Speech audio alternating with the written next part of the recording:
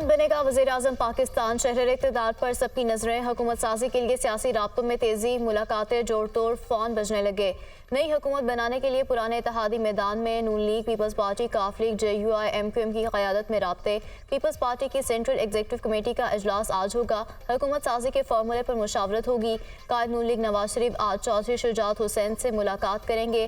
खालिद मकबूल सिद्दीकी, फारूक सत्तार और कामरान टेसोरी भी आज इस्लामाबाद पहुंचेंगे। हम ख्याल पार्लिमानी जमातों के कायदीन के मुश्तरका इजलास का इम्कान। मौलाना फजल रहमान ने मजलिस शुरा का इजलास कल तलब कर लिया।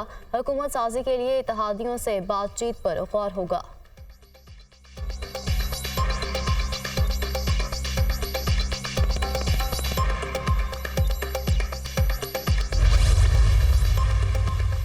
नून लीग का मिशन नंबर गेम पर काम तेज। मुस्लिम लीग नून के कायद नवाज शरीफ का मौलाना फजल रहमान को फोन। दोनों रहनुमाओं का मुल्की सियासी सूरत हाल और हुकूमत साजी के हवाले से मुशावरत। दोनों रहनुमाओं की जल्द मुलाकात मुतवक्के। शहबाज शरीफ का 24 घंटों में मौलाना फजल रहमान से दूसरा राब्ता। मरकज़ में हुकूमत साजी बारे मौलाना फजल रहमान का इत्तमाद हासिल किया। मौलाना फजल रहमान इंतखाबात के नताइज पर तहफ़्फ़ुज़ात का इजहार किया गया। मजलिस शुरा में मुशावरत के बाद जवाब देने का वादा। शहबाज शरीफ से कामयाब होने वाले आज़ाद उम्मीदवार आज मॉडल टाउन में मुलाकात करेंगे।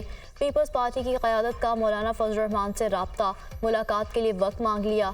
बलूचिस्तान में हुकूमत बनाने के लिए JUI का मददगार। मरकज़ और सूबों में हुकूमत साजी के लिए मौलाना फजल रहमान से मुशावरत होगी।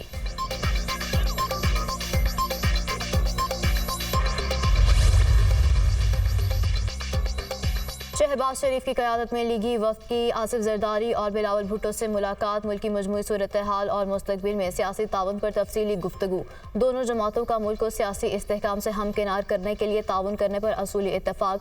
अक्सरियत ने हमें मैंडेट दिया है, हम आवाम को मायूस नहीं करेंगे। कायदीन का इजहार ख्याल। मुस्लिम लीग नून की वजारत उज़्मा के लिए पीपल्स पार्टी से ताउन की दरख्वास्त। सदर पाकिस्तान स्पीकर कौमी असम्बली, चेयरमैन सेनेट के ओहदे पीपल्स पार्टी को देने के लिए तैयार हैं। नून लीग ने वज़ीर आला बलूचिस्तान समेत विफाक और पंजाब में अहम वजारतों की भी पेशकश कर दी। हमारी पोजीशन मजबूत है। वजारत उज़्मा के लिए ताउन का फैसला बहुत मुश्किल है। हम इस पोजीशन में हैं कि सदर पाकिस्तान और वजारत उज़्मा पीपल्स पार्टी के पास रहे। नून लीग हमें सपोर्ट करे। पीपल्स पार्टी का शहबाज शरीफ को जवाब। आप सदर और वजारत उज़्मा के लिए हमें सपोर्ट करते हैं तो चेयरमैन सेनेट और स्पीकरशिप के लिए आपसे ताउन कर सकते हैं। PP क़यादत का मुकालमा। आप हमारी तजावीज़ पर भी गौर करें। शहबाज शरीफ की दरख्वास्त।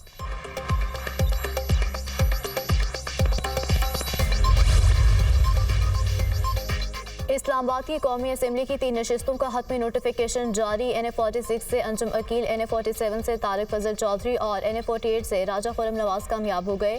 NA49 और 50 का इलेक्शन चैलेंज। इलेक्शन कमीशन का दोबारा गिनती का हुक्म। इलेक्शन कमीशन ने रिटर्निंग ऑफिसर को NA126 और NA127 लाहौर के हतमी नताइज जारी करने से रोक दिया। NA52, 53, 56 और 57 में रिटर्निंग ऑफिसर को हतमी नतीजा जारी करने से रोक दिया गया। PP7, PP133 ननकाना साहब, PP15 रावलपिंडी में नताइज रोक दिए गए। NA60 जेहलम, NA69, PP43 मंडी बहाउद्दीन, PP12 रावलपिंडी और PP53 में हतमी नताइज जारी करने से रोक दिया गया। NA87 खुशा, PP4 अटक, PP121 Toba take Singh, PP279 लिया, PP17 के हतमी नताइज जारी करने से रोक दिया। बिलावल वज़ीर आज़म नहीं बनते तो PP को अपोजिशन में बैठना चाहिए। हो सकता है हम नून लीग का वज़ीर आज़म बनाएं और अपोजिशन में बैठें। PDM पार्ट 2 आए तो अच्छे तरीके से नहीं चल सकेगी। अगली हुकूमत बहुत मुश्किलात से दो चार होगी। इसके पास अक्सरियत भी नहीं होगी। रहनुमा पीपल्स पार्टी फैसल करीम कुंडी का बयान।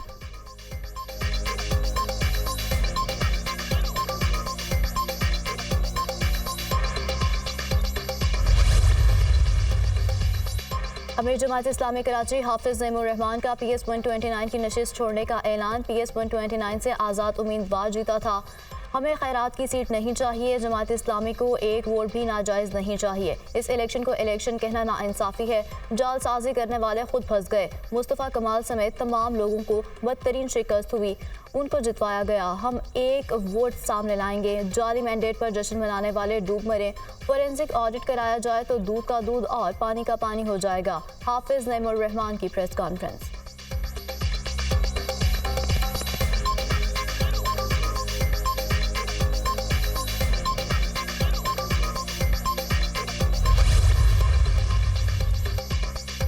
इलेक्शन के नताइज नवाज शरीफ के लिए पैनामा 2 है। तहरीक इंसाफ अक्सरियती पार्टी है।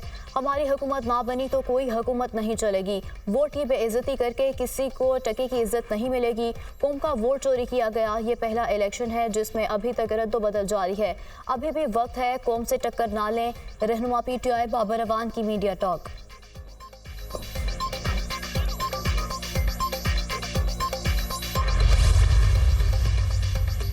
इंतखाबात में मुबैना धांधली के खिलाफ मुख्तलिफ शहरों में एहतजाज। सियासी जमातों का कोयटा में कमिश्नर ऑफिस के बाहर चौथे रोज भी एहतजाजी मुजाहरा। नसीराबाद के हल्का PB14 के इंतखाबी नताइज के खिलाफ पीपल्स पार्टी सरापा एहतजाज। मुख्तलिफ मकामात पर धरने, ख्वातीन की बड़ी तादाद भी एहतजाज में शरीक। शहर में मुकम्मल शटडाउन से तमाम कारोबारी मराकज़ चौथे रोज भी बंद। बनू में इंतखाबी नताइज में मुबैना तब्दीली पर PTI के एहतजाज का दायरा वसी। PTI का बनू की चारों बड़ी शाहराहें बंद करने का ऐलान। चमन में भी इंतखाबी नताइज में मुबैना रद्दोबदल के खिलाफ एहतजाजी मुजाहरा किया गया। कोयटा चमन शाहराह दरा खोजक के मकाम पर बंद। चमन शहर को अजनास और पेट्रोल की सप्लाई मुअत्तल।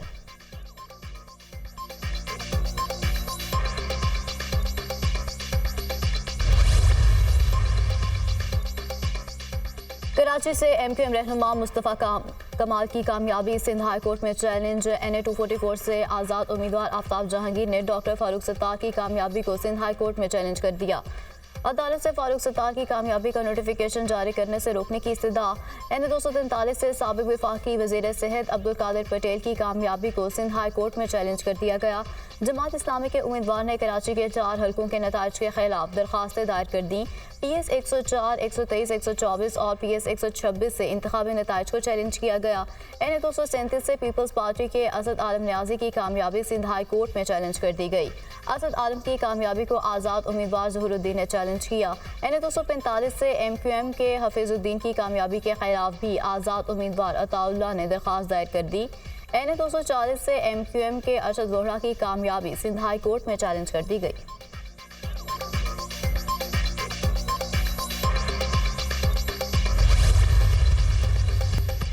अमरीकी सदर जो बाइडन का इस्राएली वज़ीर-ए-आज़म नेतन्याहू से टेलीफोनिक राब्ता। फ़लस्तीनी कैदियों की रिहाई से मुतालिक गुफ्तगू। अमरीकी सदर का गजा में इमदाद की तरसील बढ़ाने का मुतालबा। इसराइल रफा में लाखों फ़लस्तीनियों की हिफाजत को यकीनी बनाए। व्हाइट हाउस का एलामिया। बाइडन का मुतालबा भी बेअसर। नेतन्याहू की तजवीज़ पर सेहोनी जंगी काबीना ने रफा पर ज़मीनी हमलों की मंजूरी दे दी। बरतानिया, सऊदी अरब, UAE, कतर और लेबनान की शदीद मज़म्मत।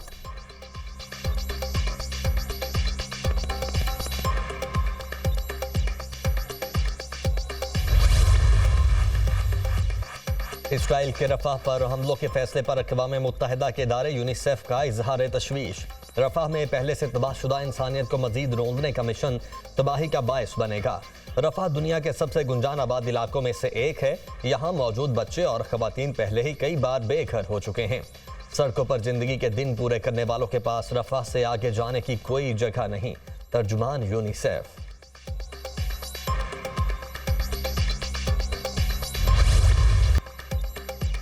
इसराइली फोर्सेस के रफा पर फजाई हमले, घरों और मसाजिद को निशाना बनाया गया। रफा के मज़ाफ़ात में भी गोलाबारी की गई।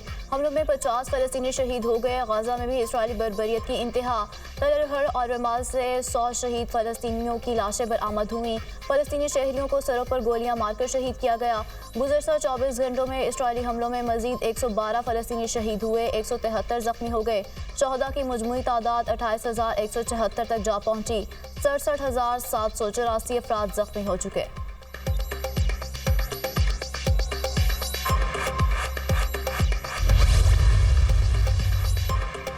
सेहूनी फोर्सेज ने गजा में हमलों के दौरान इसराइली यरगमालियों पर ही फायर खोल दिया। हमास की कैद में 2 यरगमाली हलाक, दर्जनों जख्मी। हलाकतें गजा में इसराइली यरगमालियों की रिहाई के लिए किए गए ऑपरेशन के दौरान हुई। इसराइल की मुसलसल बमबारी से जख्मी यरगमाली तिबी इमदाद से महरूम हैं। उन्हें कुछ हुआ तो नेतन्याहू जिम्मेदार होगा। अलकसाम बैरिकेड्स।